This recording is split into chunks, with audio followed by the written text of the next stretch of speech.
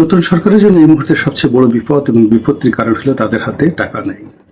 ব্যাংকগুলো থেকে যে স্থানীয় মুদ্রা, সেই মুদ্রা যেভাবে অভাব রয়েছে, তেমনি বৈদেশিক মুদ্রার অভাব রয়েছে। এর কারণ হলো গত 2 মাসে আমাদের যে ফরেন রেমিটেন্স সেটি কাঙ্ক্ষিত পর্যায়ে আসেনি। আর গত 2 মাসে ব্যবসা বাণিজ্যের অবস্থা অতীতের যে কোনো সময় আসছে খারাপ। ফলে নতুন যে সরকার, সেই সরকারের হাতে টাকা নেই।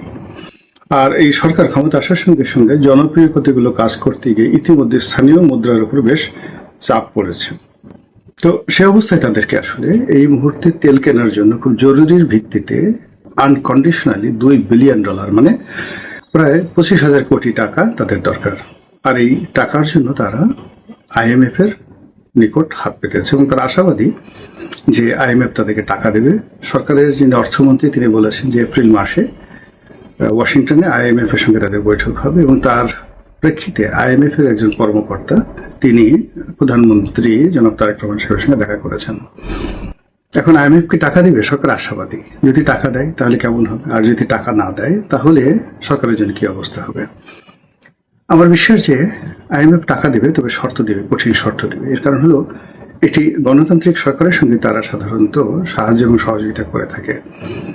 আবার অন্যদিকে যেটা মার্কিন যে চাল রয়েছে, আমেরিকার যে চাল রয়েছে, সেই আমেরিকার চাল এবং আমেরিকার যে এজেন্ডাগুলো, সেই এজেন্ডাগুলো যদি বাস্তবায়ন না হয়, সরকারকে যদি চাপ প্রয়োগ করতে চায়, তাহলে এটা নিয়ে গড়িমসি করতে পারে।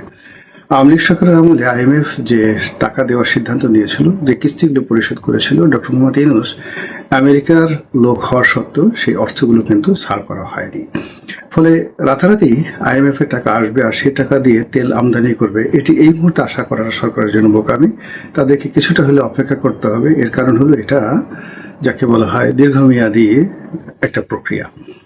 দ্বিতীয়ত যে বিষয়টি হলো যে একজন প্রধানমন্ত্রীর সঙ্গে দেখা করতে গিয়ে IMF এর কর্মকর্তা যেভাবে ক্রস লেগ করে বসেছেন, অনেকে বলার চেষ্টা করেন যে এটা পশ্চিমা সংস্কৃতি, কিন্তু পশ্চিমারা বাংলাদেশের সঙ্গে বা যে কোনো দেশের সঙ্গে যখন বসে, তখন তারা খুব ভালো করে জানে যে কিভাবে বসতে হয়, কথা বলতে হয়। যেখানে তাদের সম্মান দেখানোর প্রয়োজন, সেখানে তারা নতজানু হয়ে এতটা বিনয় দেখায় যেটা আপনি কল্পনাই করতে পারবেন না। আর যেখানে তারা ভালো অবস্থানে থাকে এবং কর্তৃপক্ষকে তুচ্ছ-তাচ্ছিল্য করে, তখন তারা তাদের বডি ল্যাঙ্গুয়েজে সেটা ফুটিয়ে তোলে। আপনাদের মনে আছে যে প্রতিরক্ষা মন্ত্রী রামসফেল্ড প্রথমবার যখন সাদ্দাম হোসেনের সঙ্গে দেখা করতে গিয়েছিলেন, তিনি ঠিক ওই নামাজে দাঁড়ালে যেভাবে নাবির গোড়ায় হাত রেখে, ওইভাবে হাত রেখে সাদ্দামের সাথে মাথা নিচু করে দাঁড়িয়েছিলেন, বসেননি পর্যন্ত। আর পরবর্তীতে যখন তার অবস্থা ভালো হলো, তিনি বসে, সে লম্বা মানুষ, পায়ের উপর পা তুলে, মানে সাদ্দামের সামনে এমনভাবে বসেছেন, ওই দৃশ্য দেখলে আপনি বুঝতে পারবেন সাদ্দামের তকদির কোন পর্যায়ে হয়েছে। তো সাম্প্রতিক সময়ে প্রধানমন্ত্রী তারেক রহমান সাহেবের সঙ্গে IMF প্রধান নয়, IMF এর কর্তা ব্যক্তি, এবং এটা বোধহয় একেবারে খুব ছোট প্রকৃতির কর্তা ব্যক্তি, তিনি যেভাবে বডি ল্যাঙ্গুয়েজ শো করেছেন, তাতে মনে হচ্ছে যে বাংলাদেশকে এই মুহূর্তে তারা খুব বেশি গুরুত্ব দিচ্ছে বা ন্যূনতম গুরুত্ব দিচ্ছে। আমার কাছে অন্তত সেটা মনে হয়নি। ফলে সরকারের কর্তৃপক্ষের আশাবাদী, বাট আমি তাদের সেই আশার সঙ্গে কিছুটা সতর্কতা যোগ করতে বলছি। আসসালামু আলাইকুম রহমতুল্লাহি ওয়া বারাকাতুহু।